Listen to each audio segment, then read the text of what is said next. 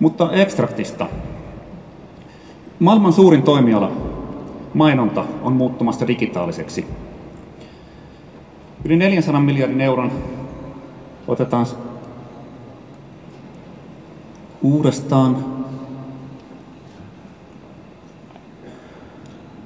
Joo. Yli 400 miljardin euron rahavirrat etsivät uusia uomia. Muutos synnyttää valtavan haasteen.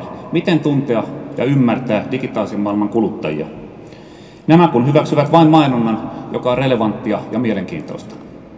Google muutti maailmaa mainonnan kohdistamisella hakupalveluissa.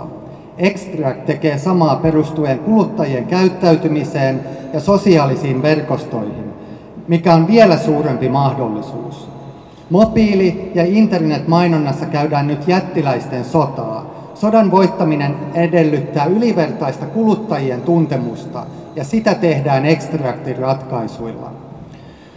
Extractin teknologia tunnistaa käyttäytymisprofiileja analysoimalla satojen miljoonien kuluttajien digitaalisia tapahtumia. Perustana on maailman huippu oleva suomalainen analytiikkateknologia.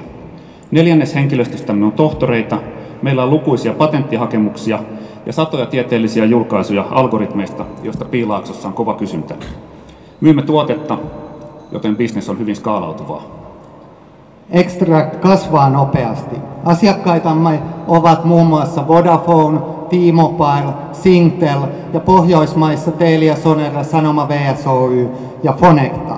Ja olemme myös olleet tekemässä social intelligence-ratkaisuja maailman suurimmissa social network-palveluissa, kuten Time Warnerilla ja MySpaceilla. Social networking, yhteiseen ymmärtäminen ja asiakkaiden profilointi on tämän vuosisadan kullankaivuuta, joka mahdollistaa koko markkinoinnin murroksen.